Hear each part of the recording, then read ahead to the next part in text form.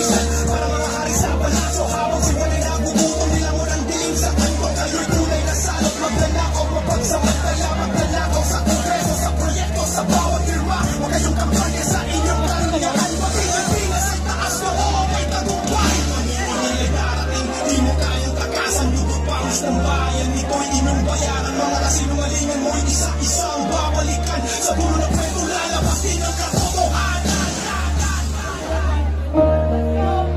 Tutusin, hindi lang naman kami mga kontraktor ang nakikinabang dito. Marami din sa inyo, mga politiko, ang nagpapataba ng bulsa sa pangungurakot.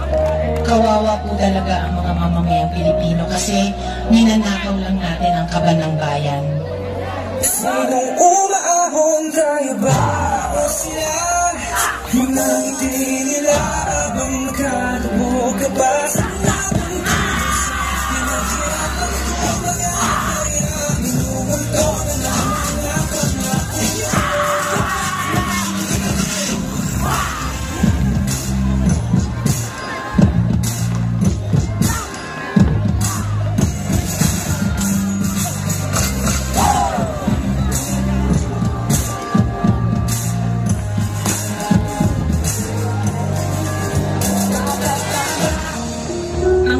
may hati-hati yan mula sa pinakamataas hanggang sa mga nasa gilid lang ng sistema.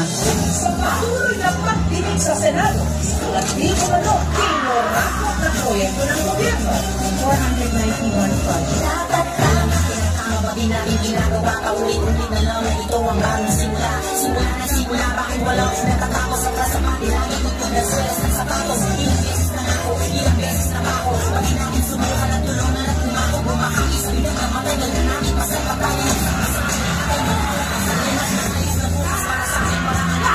Pag-ibigin ang tamang nakatatak. Nabalan sa palunawag na tayo, magpakuto na sa akin. Hindi mo ibigin ang pagsisisi. Sa pwesto, hindi ka nakilala ka po. Hindi tayo kumbinsiyo, wag na nirapat ka. Huwag ninyong ipakita sa publiko na malinis kayo dahil sa bawat proyekto may kapalit na porsyento para sa inyong mga opisina.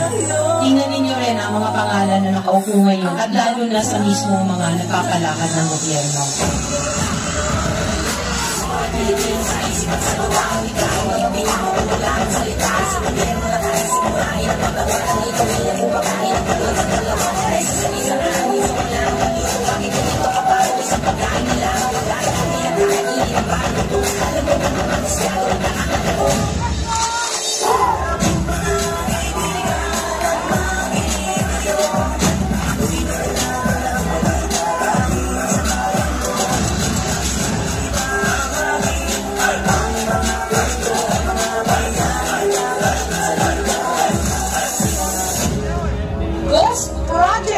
Pinondohan ang ating mga buwis.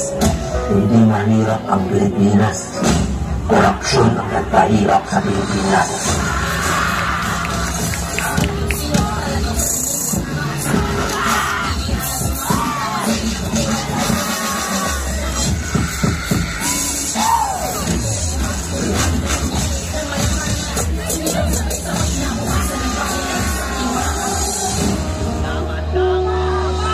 Pera ng taumbayan pero tayo ang nakikinabang. Hindi ba tayo nahiya? Ang mga mahihirap mas lalong naghihirap. Kaya tama na ang pangungurakot natin. Nakakapagod ng maging Pilipino. Nakakapagod ng maging mahirap. Isang bansa na nananakawan ng sarili mong mamamayan. Mahal kong Pilipinas.